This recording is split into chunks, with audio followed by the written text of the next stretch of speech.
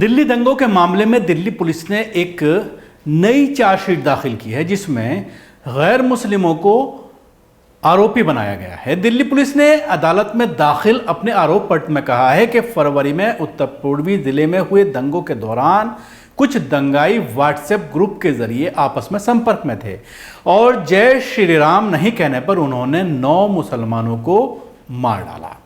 समाचार agency PTI की report के मुताबिक आरोप पत्र में कहा गया है कि सभी आरोपी मुस्लिमों से बदला लेने के लिए 25 फरवरी को बनाए गए एक व्हाट्सएप ग्रुप कट्टर हिंदुत्व एकता से जुड़े थे। यह नाम था ग्रुप का, कट्टर हिंदुत्व एकता। इस ग्रुप में तमाम ही लोग जुड़े हुए थे।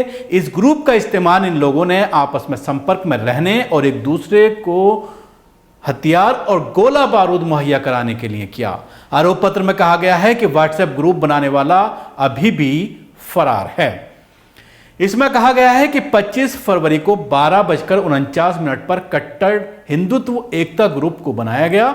आरंभ में इस समूह में 125 सदस्य थे। इन 125 लोगों ने 47 लोग 8 मार्च को ग्रुप से बाहर हो गए थे। 9 लोग हमजा, अमीन, भूरे अली, मुरसलीन, आस मोहम्मद, मुशर्रफ, अकील अहमद और हाशिम अली तथा उनके बड़े भाई आमिर खान को मौत के घाट उतारने के मामले में अतिरिक्त मुख्य मेट्रोपॉलिटन मजिस्ट्रेट विनोद कुमार गौतम के समक्ष 19 जून को आरोप पत्र दाखिल किया गया था।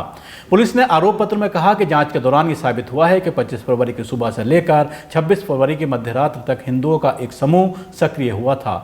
आरोपी जतिन शर्मा, भीषम चौधरी, विवेक पंचाल, लोकेश सोलंकी, पंकज शर्मा, प्रिंस, सुमित चौधरी, अंकित चौधरी और हिमांशु ठाकुर ने अन्य ज्ञात और ज्ञात दंगाइयों के साथ मिलकर भागीरथी विहार इलाके और अन्य स्थानों पर 9 मुस्लिम लोगों को मौत के घाट उतारा और कई अन्य को घायल कर दिया। दाखिल रिपोर्ट में कहा गया है कि यह दिखाता है कि वे दंगा करने के और मुसलमानों पर हमला करने में संलिप्त थे और उन्होंने दंगे के दौरान कई लोगों की हत्या की। आरोप पत्र में कहा गया वे नाम पता पूछकर लोगों को पकड़ते थे और पहचान पत्र दिखाने के लिए कहते थे। कई बार उन्हें जय श्री राम कहने के लिए भी मजबूर किया गया। इसमें कहा गया जो लोग जय श्री राम नहीं बोलते थे या उनकी मुस्लिम पहचान साबित होने पर बेरहमी से उन पर हमला कर दिया जाता और शव को भागीरथी विहार में मुख्य गंदा नाला में फेंक दिया जाता था। अदालत मामले पर 13 जुलाई को सुनवाई करेगी।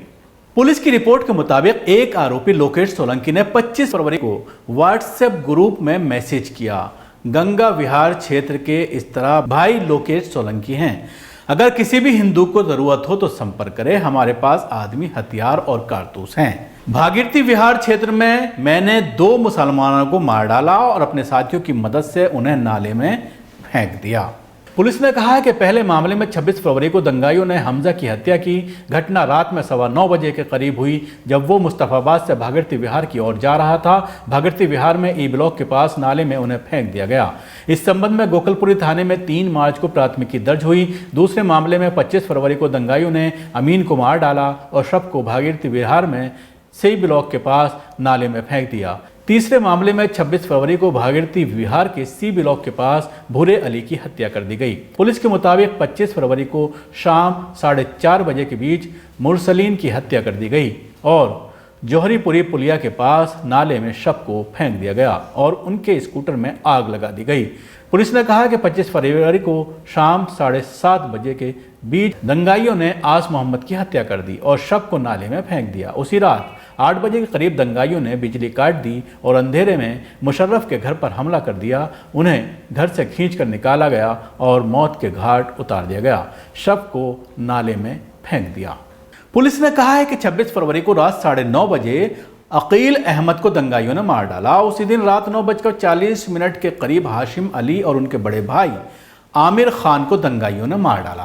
गौरतलब है कि फरवरी में उत्तर पूर्वी दिल्ली में सांप्रदायिकता हिंसा हुई थी जिसमें आईबी अधिकारी अंकित शर्मा और हेड कांस्टेबल रतन लाल सहित कम से कम 53 लोग मारे गए थे, जबकि इस हिंसा में कई अन्य लोग घायल हुए थे। राजधानी दिल्ली में 4 दिनों तक जारी रही हिंसा में 200 से अधिक लोग घायल हो गए थे।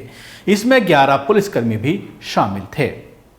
तो आप अंदाजा लगा सकते हैं कि किस तरह से एक ग्रुप के जरिए पूरी तरह से नफरत फैलाई गई और किस तरह से मुसलमानों को निशाना बनाया गया, जय श्री राम अगर नहीं कहा तो उनके मौत के घाट उतार दिया गया। ये चार्जशीट कोर्ट में दाखिल की गई है, लेकिन सबसे बड़ी बात यह है कि सरगना गायब है। जहां तक सवाल है मुस्लिम आरोपियों का, मुसलमानों के ऊपर लगातार जिस तरह से गिरफ्तारियों का तलवार लटकी रही, लॉकडाउन के दौरान भी लोग गिरफ्तार होते रहे, तो ये पूरी तरह से सवाल खड़ा करता है पुलिस के ऊपर कि किस तरह से पुलिस ने कार्रवाई की।